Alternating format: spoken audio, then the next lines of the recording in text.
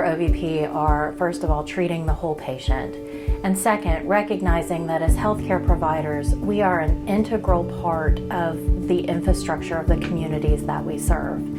And as we became more integrated into our communities and as we expanded our lines of service, we saw that there were things that just aren't covered by traditional insurance and that people would have to pay on their own and maybe wouldn't have the means to do that. And so we saw creation of the foundation as a way to increase the scope of the services that we can provide to our patients, to things like assistance with identification documents, expungement of records, job training programs, employment assistance, things that are sort of beyond the range of traditional healthcare. And then second, we saw the effect that incidents and natural disasters had on the communities that we serve. When you're talking about smaller rural communities, the impact is even greater. So we have been privileged and honored to help with things like flood relief, to help communities that are facing crises to respond to with mental health treatment, and really just to be there for the folks that we serve. Our three initiatives are Removing Recovery Roadblocks, Communities in Crisis, and OVP Cares. We want to remove any barriers to a successful recovery that patients or even prospective patients may have.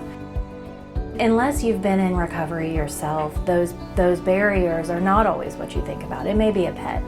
It may be that you've been homeless and you didn't have an address and your driver's license has expired and you're not able to get identification documents that you need to pursue employment opportunities. Those are the things that we have found our patients to need and to not know where to go to get that help. And we want to be that resource for them. A lot of our outpatient offices have experienced natural disasters over the past year. For example, the Eastern Kentucky flood disaster. We wanted to be there to help those communities, whether it was sending food, sending bottled water, sending bodies to help distribute and get out into the communities where we needed to be. We also had one of our outpatient office communities suffer from an officer-involved shooting that was just hugely traumatic for that community. It involved people that everyone knew and loved, especially our patients and our healthcare providers down there.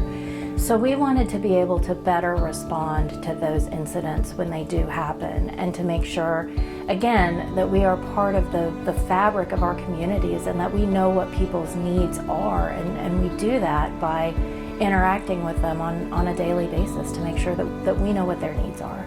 OVP Cares has been an ongoing effort for 2 or 3 years now with OVP Health in general.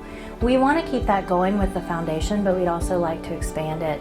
The purpose of OVP Cares is to build community partnerships and to help with our external partners. For example, OVP Cares initiatives have involved a large-scale financial and manpower partnership with the Facing Hunger Food Bank. We have fed hundreds of families in the communities that we serve.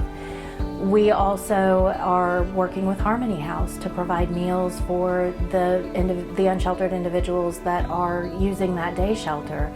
We bring lunch, we serve it, we get to know the people that are served there because many of them are our patients. We are very grateful to the Shy and the Hess families for their desire to give back to our communities.